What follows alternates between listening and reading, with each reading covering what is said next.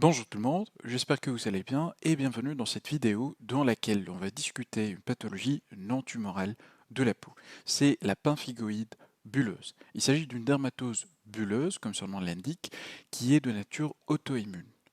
Alors on va voir cette pathologie, quelles sont les caractéristiques histologiques qui vont permettre de poser ce diagnostic sur trois cas qu'on va voir sur des lames virtuelles. Alors avant de commencer, j'aimerais rappeler quelques notions physiologiques, ça veut dire l'état normal qu'on trouve au niveau d'une peau normale.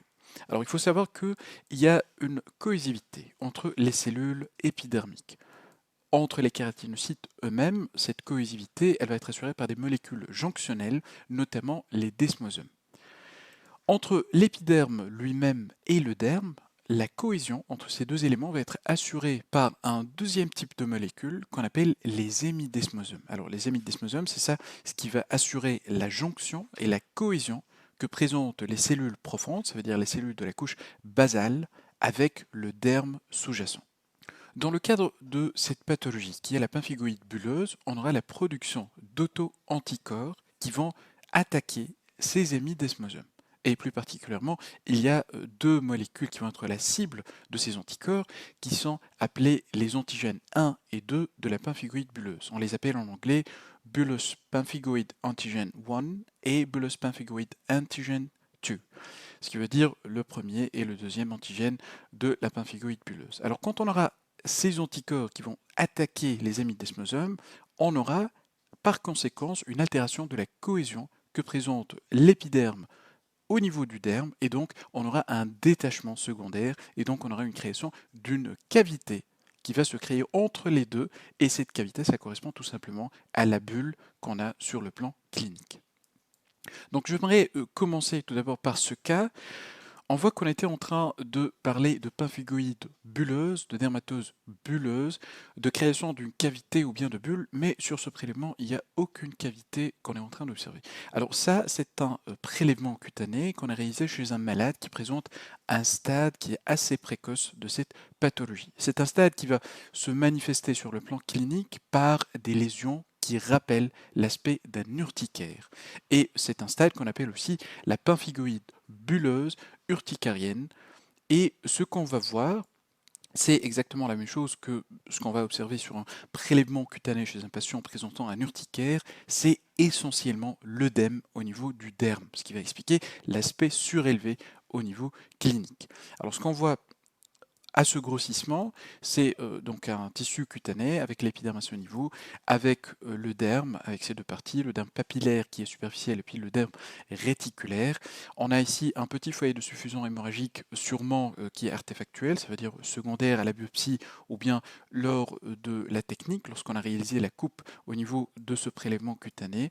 On voit très bien que le prélèvement il est assez profond, donc il a emporté également un tissu adipeux qui va correspondre à notre hypoderme. On voit certaines structures annexielles, notamment ici les glandes sudoripares. On voit aussi une partie d'un follicule pileux et puis on voit aussi des cellules musculaires lisses organisées en faisceau. Et ce muscle lisse, ça va correspondre à notre muscle arrecteur du poil.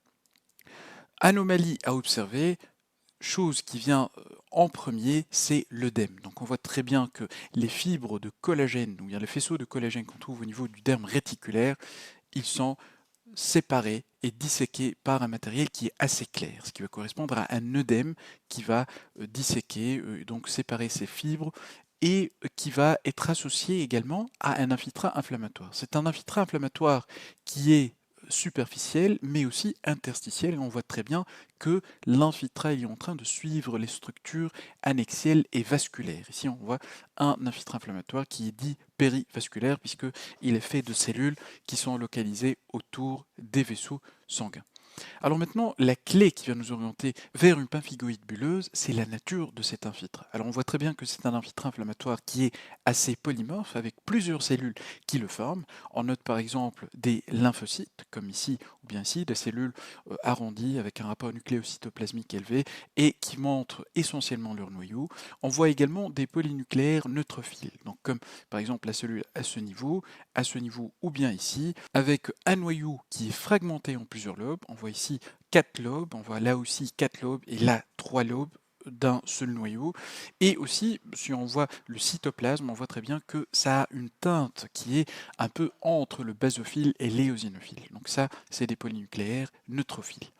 Ce qui fait la particularité de cet infiltrat, c'est surtout la richesse en polynucléaires éosinophiles. Les PNE, polynucléaires éosinophiles, sont caractérisés par le caractère éosinophile de leur cytoplasme. Ils sont déjà bien visibles déjà à ce grossissement. On voit très bien des cellules qui sont en éosinophiles, qui sont rouges, avec un caractère granulaire de leur cytoplasme. On voit que le cytoplasme, il n'est pas homogène, mais il contient de petits points qui sont beaucoup plus foncés que le fond que forme le cytoplasme. Donc on voit toutes ces cellules que je suis en train de montrer, ce sont des polynucléaires éosinophiles.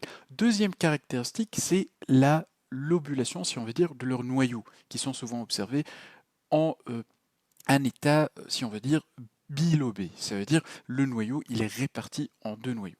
Et donc, regardez maintenant, quand je vais passer à un plus faible grossissement, maintenant, je peux identifier de nombreux polynucléaires éosinophiles. Et donc, en tout, c'est un prélèvement cutané qui présente deux lésions importantes, c'est l'œdème au niveau du derme et l'infiltré inflammatoire qui est à la fois superficiel et périvasculaire, qui est particulièrement riche en polynucléaires éosinophiles.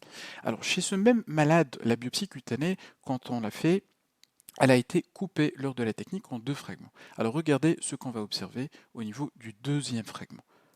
Donc on va essayer d'orienter un peu le prélèvement comme ça pour que l'épiderme soit en haut. Et puis on voit très bien l'étape qui suit l'étape de l'urticaire, c'est la création de la bulle ou bien de la cavité qui va être située entre l'épiderme en haut et le derme. Et on voit très bien que au niveau de la partie basse, ça veut dire la partie dermique, il n'y a aucune cellule épidermique qui persiste à ce niveau. Pourquoi?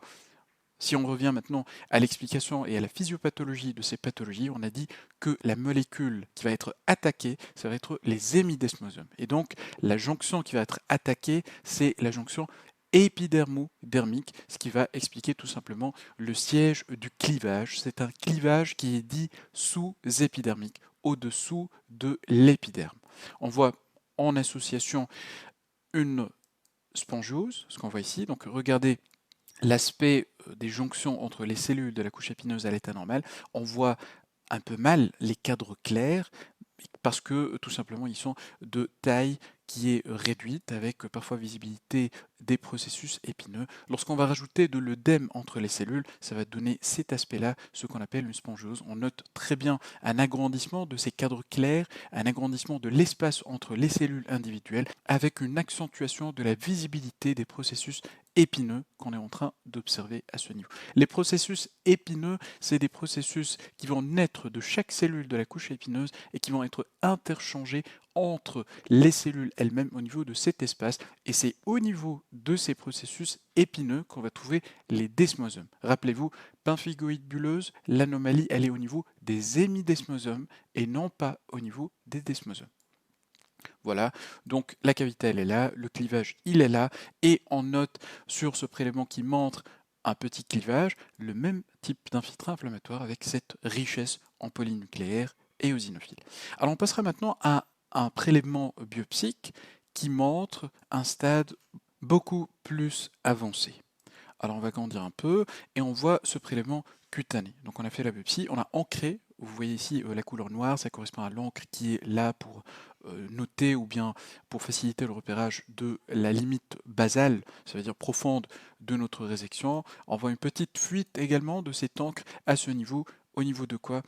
C'est au niveau de la bulle, de la cavité qui s'est créée à cause du clivage. Alors on voit de ce côté notre épiderme avec le derme, on voit très bien qu'il y a une jonction qui est respectée, donc on voit l'attachement et l'adhésion de l'épiderme au derme, mais là ce n'est plus respecté. On voit la séparation et le clivage qui est sous-épidermique, qui sépare le derme en bas et l'épiderme en haut, et on voit cette cavité qui est remplie d'éléments inflammatoires. Et qu'est-ce qu'on va trouver au niveau de l'infiltré inflammatoire, au niveau de cette bulle? C'est la même chose, c'est toujours la richesse en polynucléaires éosinophiles qu'on va observer à ce niveau. En plus de ça, on a des polynucléaires neutrophiles, ce qu'on voit ici. Rappelez-vous toujours du caractère tinctoriel du cytoplasme, toujours c'est une couleur qui est entre le basophile et l'éosinophiles. On voit également de petites structures fibrillaires fines qui correspondent à de la fibrine, et puis aussi des sérosités, cette substance un peu amorphe éosinophile, car elle est riche en substances protéiques. Voilà, donc ça c'est au stade où on a cliniquement déjà des bulles qui sont bien évidentes.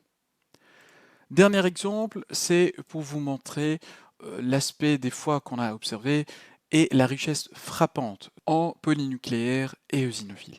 Donc on voit un prélèvement qui est assez profond là aussi, avec visibilité des lobules adipeux de notre hypoderme. On voit également notre derme avec la partie réticulaire et la partie papillaire, et on voit notre épiderme.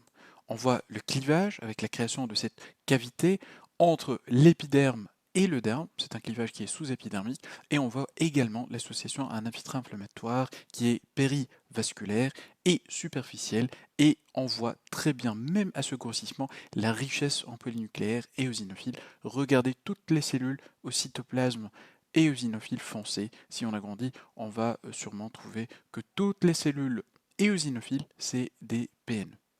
Voilà, et on voit en passant à la cavité qu'il y a même un passage de ces cellules, de ces éosinophiles au niveau de la cavité.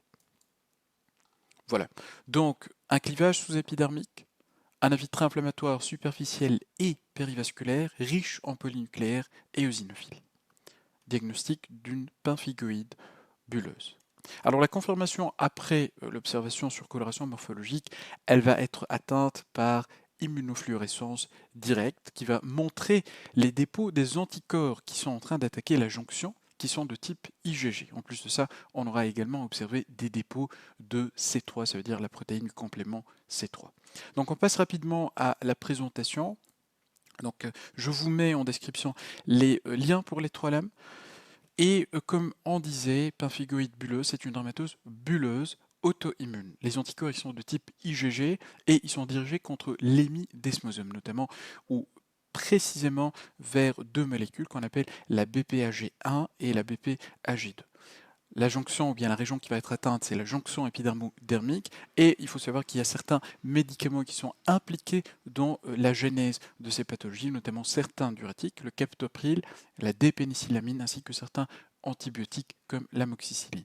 L'aspect clinique, on a une maladie qui est chronique et qui évolue en rémission et en exacerbation. Le stade initial, c'est un stade d'urticaire. On aura au niveau de la peau juste des surélévations au niveau de la peau, qui est la traduction de la présence de l'œdème au niveau du derme. Après, on aura le clivage qui va arriver et on aura la création de la cavité entre l'épiderme et le derme, et donc c'est le stade de vésicule et de bulles qui sont cliniquement tendues, elles ne sont pas flasques, et la taille, elle varie entre 1 à 4 cm. La localisation, elle est aussi évocatrice de la pemphigoïde bulleuse.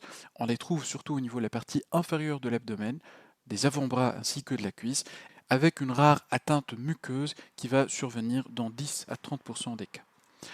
La macroscopie, on va observer des bulles qui sont tendues avec un prurite qui est sévère associé. Et concernant la microscopie, ça varie en fonction du stade. Alors on a les cas précoces, ça veut dire là où on a des lésions d'urticaire, on a observé, comme on l'a vu déjà sur la première lame virtuelle, de l'œdème au niveau du derme, ainsi que la richesse de l'infiltré inflammatoire en polynucléaire et eosinophile. Après, à la phase d'état, si on se permet de dire, on aura le clivage sous-épidermique avec des éosinophiles qui sont abondants.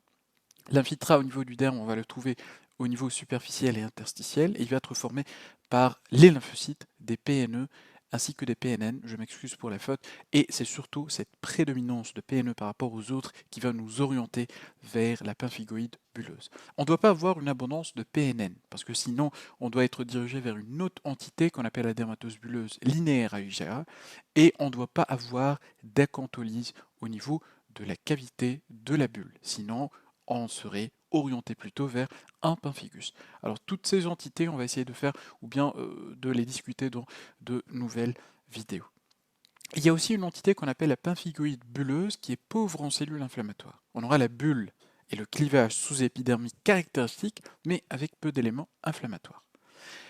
Comme on a dit, l'examen doit être complété par l'immunofluorescence directe, comme on voit ici sur l'image à droite. Je vous mets bien sûr le lien et la source de l'image. On voit très bien une fluorescence qui est marquée au niveau de la jonction entre l'épiderme qui est en haut, on voit très bien ici la couche cornée, et le derme qui est en bas. C'est au niveau de la jonction qu'on a l'anomalie, c'est normal qu'on va trouver les dépôts de ces anticorps de type IgG ainsi que les protéines du complément C3 au niveau de cette jonction. Et le prélèvement pour immunofluorescence directe, on va le prendre à partir de la peau périlésionnelle et non pas au niveau de la lésion. On peut également compléter par un dosage des IgG, ce sont eux qui sont impliqués dans la pathologie, et on trouve généralement une corrélation entre le taux des IgG et la sévérité de la pathologie.